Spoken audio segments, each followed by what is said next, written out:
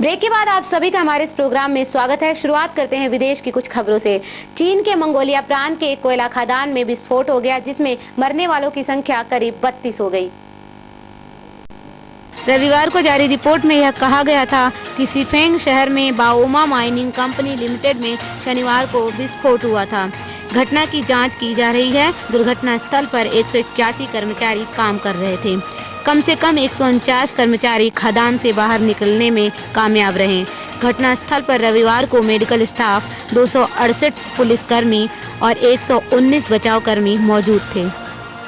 Italy के प्रधानमंत्री Mateo Renzi ने घोषणा की कि संवैधानिक सुधार पर जनमत संग्रह में हारने के बाद वो अपना इस्तीफा दे रहे हैं। प्रधानमंत्री ने संवाददाता सम्मेलन में कहा, सरकार चलाने का मेरा अनुभव यहीं समाप्त होता है। रेंजी ने इस जनमत संग्रह में अपना भविष्य दांव पर लगा दिया था। उन्होंने नो कैम्प की असाधारण स्पष्ट जीत के बाद यह घोषणा की। गृह मंत्री के अनुमानों के अनुसार 5 स्टार मूवमेंट के नेतृत्व में नो कैम्प ने मतदान करने वालों के 59.5% समर्थन के साथ जनमत संग्रह में जीत हासिल की। करीब 70% इतालवादियों ने रविवार को वोट डाला। इस जनमत संग्रह में काफी कुछ दांव पर लगा होने और कई अहम मामलों में इससे जुड़े होने के कारण असाधारण रूप से बड़ी संख्या में मतदान हुआ। रेंजी ने कहा कि वह अपनी कैबिनेट की अंतिम बैठक के बाद अपना इस्तीफा सौंपने के लिए आज राष्ट्रपति सर्जियो मैटारेला से मुलाकात करेंगे। इसके बाद मैटारेला पर नई सरकार की नियुक्ति की जिम्मेदारी होगी। यदि वह ऐसा नहीं कर पाएंगे तो उन पर शीघ्र चुनाव कराने की जिम्मेदारी हो सकती है। अधिकतर विशेषज्ञ इस बात की सर्वाधिक संभावना देखते हैं कि रेंजी के बाद प्रशासन की जिम्मेदारी साल 2018 में चुनाव होने तक उनकी ही डेमोक्रेटिक पार्टी का कोई केयरटेकर संभालेगा। रेंजी के बाद काउंसिल ऑफ मिनिस्टर्स के अध्यक्ष पद का कार्यभार संभालने के लिए वित्त मंत्री पियर कार्लो पैडोआन सर्वाधिक लोकप्रिय उम्मीदवार हैं। इटली के प्रधानमंत्री को औपचारिक रूप से काउंसिल ऑफ मिनिस्टर का अध्यक्ष कहा जाता है। क्यूबा में फिदेल कास्त्रो के अंतिम संस्कार के साथ इस देश की नई शुरुआत हुई, जहां इस शासक ने दशकों तक शासन किया था। पूर्वी शहर सैंटियागो डे क्यूबा के सांता इफिगेनिया कब्रिस्तान में उनकी अस्थि कलश को रखा गया। सप्ताह भर चले श्रद्धांजलि के दौर के बाद सादे समारोह में अंतिम संस्कार किया गया। सांता इफिगेनिया कब्रिस्तान में उनके अंतिम संस्कार स्थल पर गहरे हरे रंग का संगमरमर लगाया गया, जिसमें उनका पहला नाम लिखा है, फिदेल। राउल कास्त्रो ने निजी समारोह में उन्हें सैन्य सम्मान दिया और जहां उनके परिवार के सदस्य तथा विदेशी अतिथि मौजूद थे। करीब 90 वर्ष की आयु में 25 नवंबर को क्यूबा के इस क्रांतिकारी नेता का निधन हो गया था।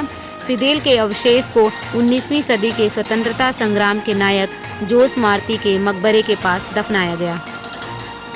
न्यूजीलैंड के प्रधानमंत्री जॉन की ने सोमवार सुबह इस्तीफे की घोषणा करते हुए पारिवारिक कारणों को इसका वजह बताया।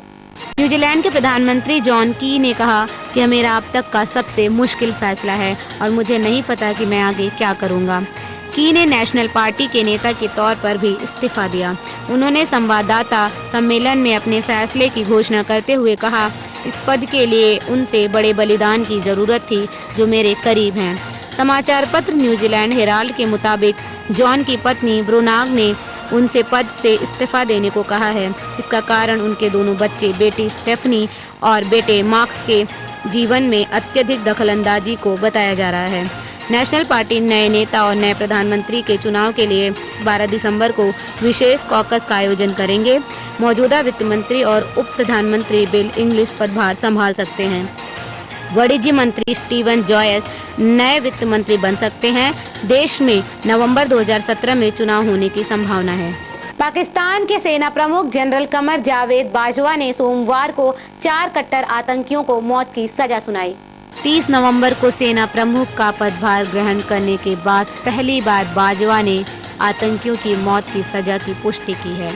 सेना के एक बयान में कहा गया है कि ये चारों आतंकी निर्दोष नागरिकों, कानून व्यवस्था लागू करने वाले अधिकारियों और हवाई अड्डे के सुरक्षा बलों की हत्या सहित आतंकवाद से जुड़े घृणित अपराधों में संलिप्त थे।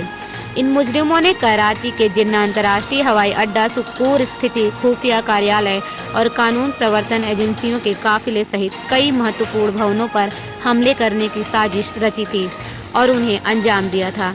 यह आतंकी कराची के एक वरिष्ठ पुलिस अधिकारी सहित कुल 58 लोगों की हत्या और 226 लोगों को घायल करने की घटनाओं में शामिल रहे हैं। इनके पास से असलहे और विस्फोट बरामद हुए थे। इस आतंकियों के मामलों की सुनवाई सैन्य अदालत में हुई थी।